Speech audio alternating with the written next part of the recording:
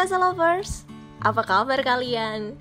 Di masa pandemi seperti ini bukan berarti menjadi alasan untuk kita tidak beraktivitas.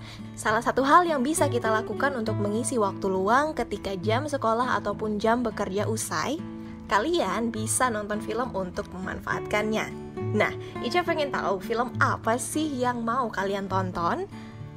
Atau film apa nih yang udah kalian tonton? Nah, di edisi kali ini Ica kembali dengan review film Indonesia. Review film Indonesia yang ditulis oleh Miftahul Arifin. So, Montasa Lovers, simak review berikut ya. Saat sepasang laki-laki dan perempuan beda karakter bertemu di satu lingkungan sekolah, besar kemungkinan timbul relasi lebih dari sekedar pertemanan, dengan segala macam kesempatan untuk saling berdekatan. Adalah garis besar cerita adaptasi dari Wattpad karya Luluk HF, yang diarahkan oleh Fajar Bustomi dengan skenario yang ditulis oleh Alim Sudio dalam film Mariposa. Film drama roman remaja produksi Falcon Pictures dan Star Vision Plus ini diperankan oleh Angga Yunanda, Adisti Zara, Dania Salsabila, Ersa Mayori, Syakir Daulay, Aryo Wahab, dan Izzur Muhtar. Melihat genre drama roman yang telah jadi makanan sang sutradara selama ini dan catatan karya-karya dari sang penulis, apakah adaptasi ini akan berbeda dengan film-film sejenis? Terlepas dari aspek cerita yang sudah pasti roman remaja picisan.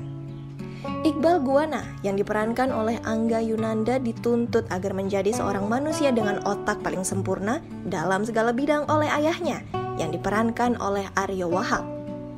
Tekanan ini mempengaruhi caranya bergaul terhadap teman-teman perempuannya, termasuk Acha yang diperankan oleh Adisti Zara.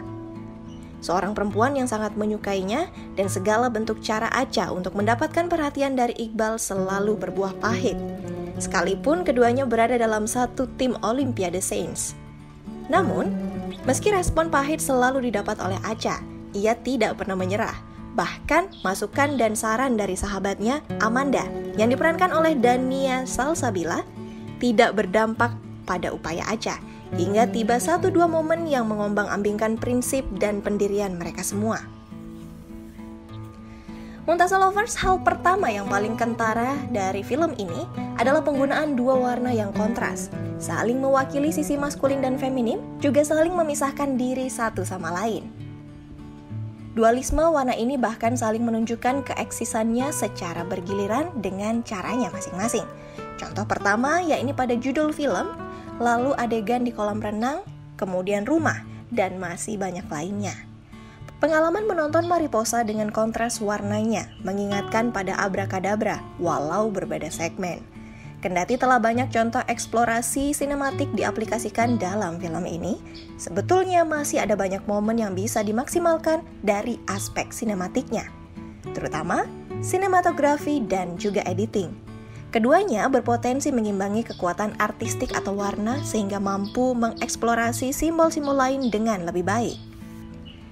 Memang benar bahwa kisah Mariposa terbilang picisan atau pasaran, bahkan banyak titik ketidakmasuk akalan. Namun, rasanya film ini masih bisa dianggap lebih baik dalam aspek sinematik di antara jajarannya, mengingat betapa gamblang penerapan warna kontras sebagai simbol-simbol tertentu yang mendominasi nyaris seluruh unsur di sepanjang film. Banyak contoh terlalu fokus pada dialog dan momen atau adegan picisan, syarat gombalan yang sangat bisa ditebak kemana arahnya. Meski demikian, Montasa Lovers, aspek naratifnya sangat mudah ditebak kemana arah dan berakhirnya. Mariposa masih punya daya saingnya sendiri melalui pemilihan para pemeran dengan kualitas yang sudah terbukti. Seperti pemeran Acha yang diperankan oleh Zara, yang mampu memisahkan dengan baik karakteristiknya di film ini, dengan sosok Dara yang telah kadung dikenal luas oleh penonton dua garis biru melekat kepadanya. Walhasil, penonton dapat menikmati perbedaan di antara dua sosok tersebut, bak dua orang yang memang saling berlainan. Mariposa sendiri berarti kupu-kupu. Kendati merupakan adaptasi, tapi film ini memiliki kesamaan dengan film Jerman berjudul sama yang dirilis pada tahun 2015. Selain judul, kesamaan di antara keduanya meliputi konsep warna, relasi laki-laki dan perempuan, dan tentu saja kaitannya dengan kupu-kupu. Bedanya adalah Mariposa 2015 lebih liar, eksploratif, dan imajinatif. Sementara Mariposa 2020 hanyalah roman remaja pikisan dengan daya khayal tinggi khas cerita-cerita yang diadaptasi dari platform Wattpad. Film-film sejenis dengan judul sama yang lebih mengekspos makhluk di balik Mariposa. Lebih banyak lagi. Mariposa dengan dialog yang tidak ada habisnya tidak memiliki daya tawar, kecuali hanya pada aspek artistik dan kualitas akting salah seorang pemerannya. Padahal, film adalah perkara visual juga, bukan cerita belaka, dan isinya tidak hanya melulu kata-kata, tapi juga tanda-tanda, kalau saja tidak ada kedua aspek tadi yang menolong. Film ini nyaris bernasib sama seperti trilogi Dylan yang hanya menjual kata-kata. Walaupun, upaya film ini memang patut diacungi jempol karena lebih baik ketimbang film-film adaptasi novel Wattpad lainnya. Kalau tanpa pertolongan dari kualitas akting para pemeran dan eksplorasi aspek sinematik, Mariposa pasti berujung sama seperti Dignated, Senior, Melody Island, Matt and Mo, dan juga After Matthew. Alright, itu tadi review film Indonesia Mariposa yang ditulis oleh Miftahul Arifin. Kita kembali di review selanjutnya. So stay tuned and bye-bye!